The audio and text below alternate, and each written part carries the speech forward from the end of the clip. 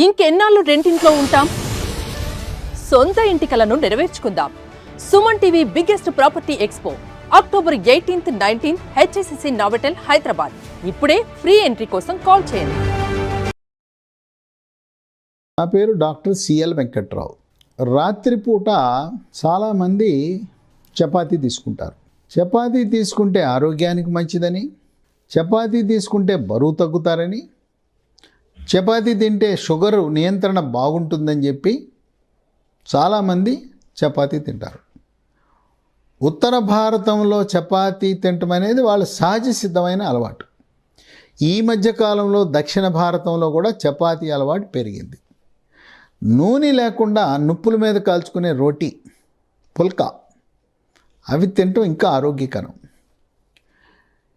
చపాతీలో గోధుమ పిండి మాత్రం ఉంటుంది. ఈ మధ్యకాలంలో గోధుమ పిండితో పాటు చిరుధాన్యాలు, రాగి, జొన్న, సజ్జ, కొర్రలు, ఈ చిరుధాన్యాలన్నీ కలిపి గోధుమ పిండితో కలిపిన మిశ్రమము రెడీమేడ్గా మార్కెట్లో మల్టీగ్రెయిన్ పిండి మిశ్రమం దొరుకుతుంది. లేదా మనం చిరుధాన్యాలు, గోధుమలన్నీ తీసుకువెళ్ళి మనమే పిండి తయారు చేసుకోవచ్చు. పిండి మరకు వెళ్ళి, లేదా ఇంట్లోనే మనం తయారు చేసుకోవచ్చు. ఇంట్లో మనకి గ్రైండర్ ఉంటే, మిక్సీ ఉంటే దాంట్లో మనమే తయారు చేసుకోవచ్చు. ఈ చపాతీలో ఈ చిరుధాన్యాలు కలపటం వల్ల పీచు పదార్థం అధికంగా ఉంటుంది. పీచు పదార్థం ఎప్పుడైతే అధికంగా ఉందో జీర్ణశక్తి బాగా జరుగుతుంది, జీవ రసాయన ప్రక్రియలు బాగా జరుగుతాయి, మలబద్ధకం అనేది ఉండదు. మలబద్ధకం లేదు అంటే మనకు మొలలు, అరిసె మొలలు, మూలశంక, పైల్స్ రావు. మలబద్ధకం లేదు అంటే ఇక పెద్దపే క్యాన్సర్ రాదు, మలాశయం క్యాన్సర్ కూడా రాదు. ఈ విధంగా ఆ పీచు పదార్థం ఉపయోగపడుతుంది. మరొక రకంగా కూడా పీచు పదార్థం ఉపయోగపడుతుంది. తెల్లటి అన్నం తినేస్తే తినగానే ఒక అరగంటలో మళ్ళీ ఆకలి అవుతుంటుంది. ఎందుకంటే జీర్ణాశయం నుంచి అది త్వరితగతిన చిన్నపేగులోకి వెళ్ళిపోయి త్వరగా అది జీర్ణాశయం నుంచి చిన్నపేగులోంచి రక్తంలోకి వెళ్ళిపోయి త్వరగా అరిగిపోవటం వల్ల మళ్ళీ ఆకలి అవుతుంటుంది. తిన్న గంటకే మళ్ళీ ఆకలి అవుతుంది. మనం తెల్లటి మల్లెపూల బియ్యం ఉన్నప్పుడు అవి తింటే. గోధుమ రొట్టి, దీంట్లో ఉండే పీచు పదార్థము, చిరుధాన్యాల్లో ఉండే పీచు పదార్థం వల్ల తిన్న తర్వాత వెంటనే ఆకలి అవ్వదు. అలాగే రాత్రి తిని పడుకుంటే పొద్దున్న దాకా నిద్ర మెలకు రాదు. అదే తెల్లటి అన్నం తింటే అర్ధరాత్రి కూడా ఆకలి అవుతూ ఉంటుంది. పైగా రాగిలో కాల్షియం ఉంటుంది, చాలా ఎక్కువ మోతాదులో కాల్షియం ఉంటుంది. ఈ కాల్షియం ఎముక పటుత్వానికి, పిల్లల్లో ఎత్తు ఎదగటానికి, తర్వాత 45 సంవత్సరాలు దాటి పీరియడ్స్ ఆగిపోయిన తర్వాత ఎముక దళసరి అయిపోతుంది, పెళుసు అవుతుంది. దెబ్బ తగలకుండానే ఎముకలు ఇరిగిపోతుంటాయి. ముఖ్యంగా తుంటి ఎముక ఇరిగిపోతుంది. మోకాళ్ళ నొప్పులు, నడువు నొప్పి, కాళ్ళ నొప్పులు, కీళ్ళ నొప్పులు, మెడ నొప్పి, ఇవన్నీ కూడా ఎముకలో కాల్షియం శాతం తగ్గటం వల్ల నొప్పులు వస్తాయి. ఎప్పుడైతే రాగి తీసుకున్నామో రాగిలో ఉండే కాల్షియం వల్ల ఎముక పటుత్వం వస్తుంది. అప్పుడు నొప్పులు రాకుండా, లేకపోతే నొప్పులు ఉన్నా కూడా రాగి అధికంగా వాడితే ఆ నొప్పులు తగ్గిపోతాయి. ఈ గోధుమలు రొట్టె కాకుండా కొన్ని సందర్భాల్లో గోధుమ రవ్వ, పెద్ద కణుపులు ఉంటాయి, పెద్ద అణువులు ఉంటాయి. దాన్ని బన్సీ రవ్వ అంటారు. ఇది ఖరీదు ఎక్కువ. మామూలు రవ్వ కంటే 4 రెట్లు ఖరీదు ఉంటుంది ఈ గోధుమ రవ్వ. దీంట్లో పీచు పదార్థం ఉంటుంది, పెద్ద ముక్కలు ఉంటాయి ఈ గోధుమ రవ్వ. ఈ గోధుమ రవ్వ ఉప్మాను కూడా ఉపయోగించవచ్చు, రోజు రొట్టెలు తినకుండా. ఈ గోధుమ రవ్వ ఉప్మాలో కొన్ని కూరగాయలు కూడా వేసుకుంటే మంచిది. మనం టమాటా బాత్ అని టమాటా వేస్తారు.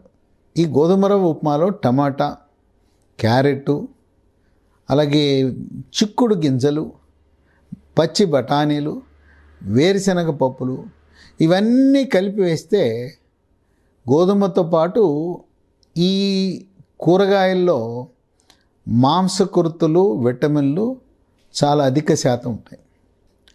ఎప్పుడైతే చిరుధాన్యాలు మనం వాడుతున్నామో గోధుమ పిండితో కలిపి, చిరుధాన్యాల్లో పోషక విలువలు అధికంగా ఉన్నాయి, విటమిన్లు ఉన్నాయి, ఖనిజ లవణాలు మెగ్నీషియం, మ్యాంగనీస్, జింకు ఇలాంటివన్నీ కూడా ఉన్నాయి.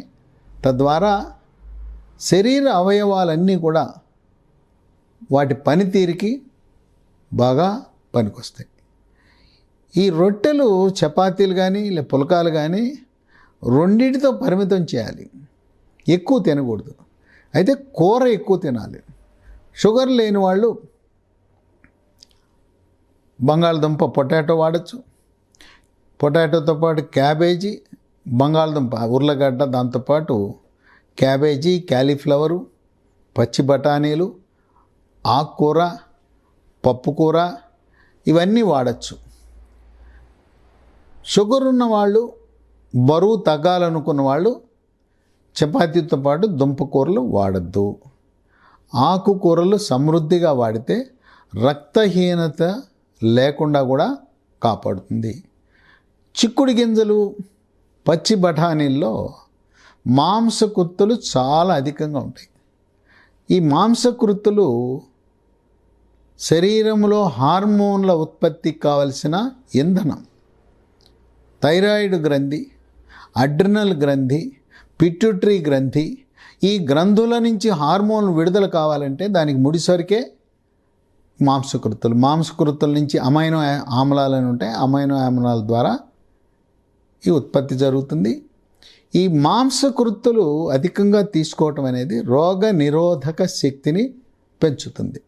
శరీరంలోకి సూక్ష్మక్రిములైన బ్యాక్టీరియా, వైరస్సు, ఫంగస్ ప్రవేశించకుండా రోగ నిరోధక శక్తిని పెంచే గుణం ఉంటుంది. కనుక ఈ చపాతీలు పరిమితంగా తింటూ ఎక్కువ కూర అయిపోయిన తర్వాత చపాతీతో పాటు పెరుగు కూడా తినటం చాలా శ్రేష్టం. పెరుగులో లాక్టోబాసిల్లస్ అని జీర్ణకోశంలో ఫ్రెండ్లీ బ్యాక్టీరియా, మనకు ఉపయోగపడే బ్యాక్టీరియా జీర్ణకోశంలో ప్రవేశించి మనకు హాని కలిగించే బ్యాక్టీరియా లేకుండా చేయటం, మనకు ఉపయోగపడే బ్యాక్టీరియా కొన్ని విటమిన్లను శరీరానికి ఉత్పత్తి చేయటం, అటువంటి మంచి గుణాలు ఉన్నాయి పెరుగుకి. పెరుగు తింటే అసిడిటీ కూడా ఉండదు. పుల్లటి తేపులు, గ్యాస్ ట్రబులు ఇటువంటివి కూడా రాకుండా కాపాడుకోవచ్చు. జీర్ణాశయంలో పుండు, లేకపోతే చిన్నపేగు మొదటి భాగంలో డ్యూడెనల్ అల్సరు ఇటువంటి అన్నీ ఉండవు. రాత్రి పెరుగు వేసుకుని తిని పడుకుంటే, చపాతీ కూరతో తిన్న తర్వాత పెరుగు తింటే రాత్రిపూట గ్యాస్ ట్రబుల్ కానీ, ఛాతీలో మంట కానీ, పుల్లటి తేపులు కానీ రాకుండా ఉంటాయి. కనుక ప్రతి ఒక్కరూ అన్నమే తినకుండా ఈ చపాతీలు లేదా గోధుమ ఉప్మా, బన్సీరావుతో చేసిన ఉప్మా, గోధుమ పిండితో చిరుధాన్యాల పిండి మిశ్రమం, మల్టీగ్రెయిన్ పిండితో రొట్టెలు, పుల్కాలు చేసుకుని వాడటం మంచిది. పూరీ కూడా గోధుమ పిండితోనే చేస్తారు, కానీ నూనెలో చేస్తారు. పూరీ అనేది చాలా నూనెని పీలుస్తుంది కనుక ఆరోగ్యానికి మంచిది కాదు. దీన్ని కూడా నురుప్పుల మీద కాల్చుకుని పుల్కా, రొట్టె, నూనె లేకుండా అది గోధుమ ఈ చిరుధాన్యాల మిశ్రమంతో రొట్టెలు తినటం ఆరోగ్యకరం. ప్రతి ఒక్కరూ ఈ విధంగా చేయటం ద్వారా ఆరోగ్యవంతులుగా ఉండటమే కాకుండా స్థూలకాయము, భారీకాయము రావు. అలాగే టైప్ 2 డయాబెటీస్ అని స్థూలకాయం ఉన్న వాళ్ళకి 40 సంవత్సరాల తర్వాత వచ్చే అవకాశం ఉంది. ఆ షుగర్ను కూడా దూరంగా పెట్టే అవకాశం ఉంటుంది కనుక చపాతీ చాలా మంచిది. మధ్యాహ్నం పూట బ్రౌన్ రైస్ తినండి, రాత్రిపూట చపాతీ తినండి. ఆరోగ్యమే మహాభాగ్యం. ఆరోగ్యం మీ సొంతం అవుతుంది. హాస్పిటల్కు దూరంగా, డాక్టర్లకు దూరంగా సుఖమైన ఆరోగ్యవంతమైన జీవనం గడపడానికి ఈ యొక్క గోధుమ రొట్టెలు మనకెంతో